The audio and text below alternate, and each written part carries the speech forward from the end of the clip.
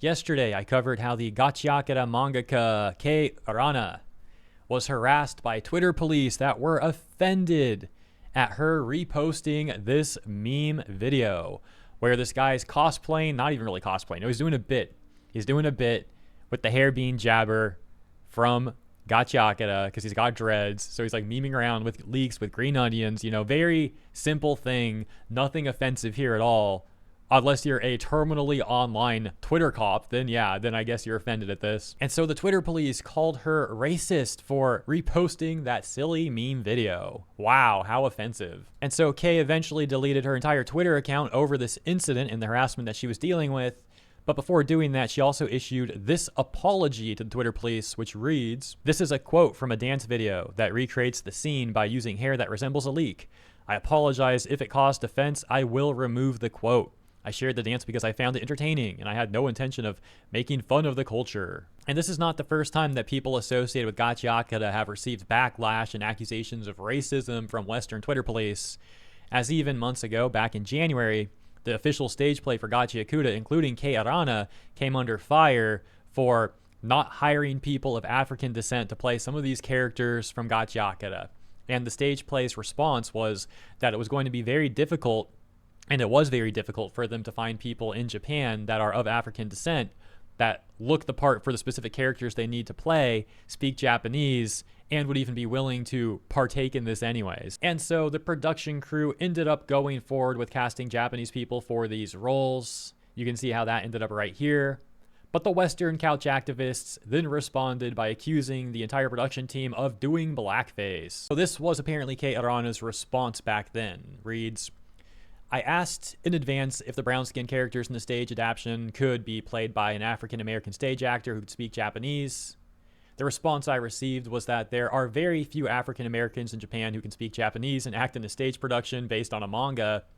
I'm sure there are if you look hard enough, but I think they left it to someone who is well-versed in acting," Arana's interpretation. "Even though there are many people who can speak Japanese, I think it takes a different skill set to play an existing character on stage. I've never been involved in a stage production before, so I don't know the details, but I believe the selected performers have been working hard to perform despite the pressure and responsibility they have felt. In Gachiakura, the only characters that clearly represent a certain nationality, Japanese, American, etc., are the Nijiku family. But if there is a future where Gachiakura is performed overseas, I think the Nijiku family could be played by someone from another country. We certainly have no intention of insulting anyone, so if you're going to see the show, please enjoy it." But nevertheless, there were still some people upset by all of this. It wasn't good enough. Which takes us back to the current controversy where they are upset at Kei Arana for reposting this meme video, as we do have an update on this. We previously talked about Hideyoshi Ando, the Gachiakura graffiti artist, talking about probably deleting his Twitter account after seeing what happened to Kei Arana.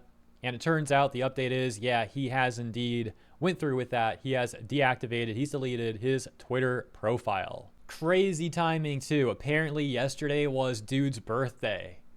So right in the middle of his birthday, all this stuff was also going down. This leading to top comments like, "Man, all you Western fan base in the anime community are a bunch of freaking jerks.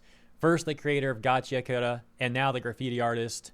I hate people in the anime community sometimes, make me sick to my freaking stomach of what the anime community truly was."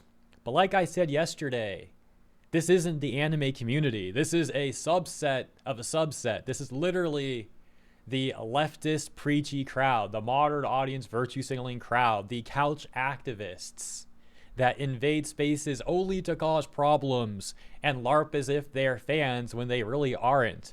And they do this because the only thing they really care about, again, like I said yesterday, is whining about things on social media. So they use anime as their vehicle of finding things to complain about. They LARP as fans and then try to gaslight people on the internet with their ridiculous, nonsensical complaints. Such as, "Hey, that guy putting leaks in his hair is racist because the character has dreads."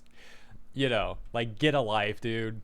I mean, seriously, could you imagine being that whiny and then taking it even further? Not only are you like that, but then you think it's like a dub to go on social media and whine like that? Hey, I'm going to make myself look like an exceptional moron. That's such a dub. Yeah, dude. Real dub. Real winner right there. And like I said yesterday, it is too bad that Kay apologized to these people. Just ignore them. Focus on your art, your work, and just ignore these weirdos. Alternatively, take an approach like Harada, which you can see right here. He responded to some annoying Westerner. And I always love, by the way, quick side note, the Twitter cops are like, dude, you're from the West too. Yeah, so what? That doesn't mean I can't point out other Westerners who are acting annoying or weird. Like, it's a non-argument. You're from the West too. Yeah, and? Nevertheless, like I was saying, Harada calls this annoying Westerner out and just ruthlessly and hilariously goes off on the dude. The guy even ends up deleting his tweet. You also see an approach like this from the creator of Bayonetta, the iconic legend Hideki Kamiya. He does something similar. He'll call these people right out, and it's always hilarious. So those seem like the two best options. Either just like ignore these people, focus on your work, never apologize to them, or take the Harada / Kamiya approach and just call them out. You know, either one seems to work better than apologizing, because apologizing, they don't actually care. They get emboldened. You apologize to them, they're going to come back even worse next time because they feel like they can bully you, and also because they get traction on social media from bullying you, which again goes back to my point earlier about this being what they really care about. They just care about trying to like whine about things on social media, which again, you only give them more fuel to do if you apologize to them. By the way, we actually have a screenshot of what Harada was responding to. Check this out. This person was like threatening him. Wow, dude, you're so tough making threats on twitter.com. Oh my gosh. And then he freaking deleted it, like instantly folded as soon as Harada called him out. So again, you love to see it. Good job. And now all of this stuff combined has people speculating that representation in anime is going to be even less now. People are going to see people being mangakas, creatives in Japan, you know, artists, etc. They're going to see what just happened to Kei Arana and what's been happening to her as they look into all this stuff and all the context now. It's becoming pretty big news, especially with both Kei and her graffiti artists leaving Twitter and talking about this stuff. And they're going to think, why even bother going out of their way to include representation for these people that always demand representation, when at some point in time, they're going to somehow find something to whine about and complain about anyways. They're going to be mad about something, and then they're going to harass said Japanese creatives anyways.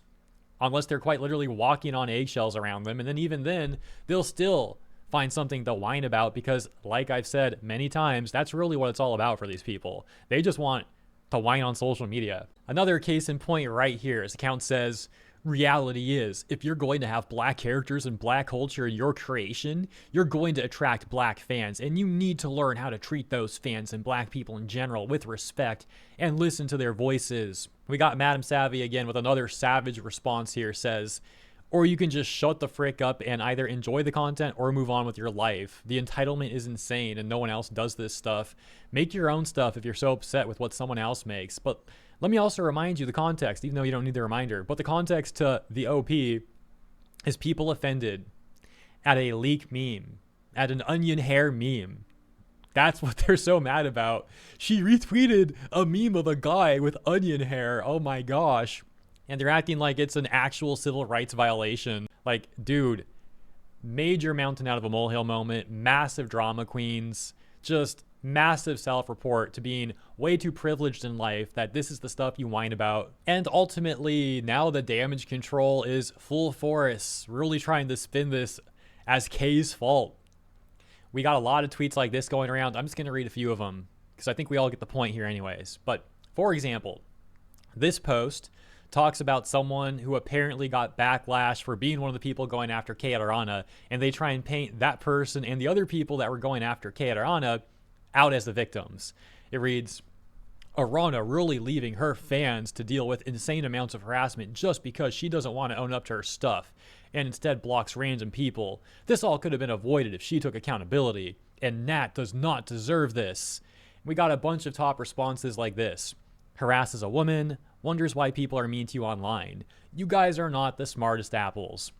And another one, we scroll, we can see another one right here. It says, lol, ain't no way you're trying to spin this on her. Make fun of Arana for blocking people. Private's account.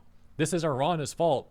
At this point, you choose to be a retard. Got another one, says, Artist Harasser Award, Professional Victim Award, Victim Blamer Award, Zero Awareness Award, and Accountability Expert Award. Here's one of my favorites. This was crazy. This was crazy levels of damage control.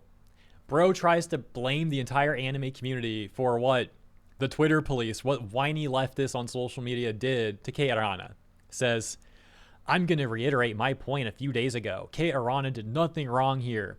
That dance video wasn't racist at all. I can understand how someone might think so, but this should not have been as big of an issue as it became. The whole anime fandom got a hold of this L. I like this so much. I actually went back on Twitter and made a tweet about this. You know, I don't tweet too often, but this was just so good. So like I said here, no, the harassment Kei Arana got was not from the whole anime fandom. That is crazy deflection. It's really funny how overt the double standards are from the hold people accountable crowd when they are the ones being held accountable. And then there's this account, which Madam Savvy points out has to be bait. That's what I lean towards too. I think this is a bait account, but nevertheless, so many people are talking about this account, and not just this tweet, but a number of tweets from this account. And it says, the artist should work her arts and let the fans do the rest. If the fans say that her characters are trans or gays, then it's the artist's works to make them the way the fans want. This one has to be bait. There just ain't no way. Anyways, I'll leave it there. Thank you for tuning in as always, and have a wonderful week. Catch you in the next one.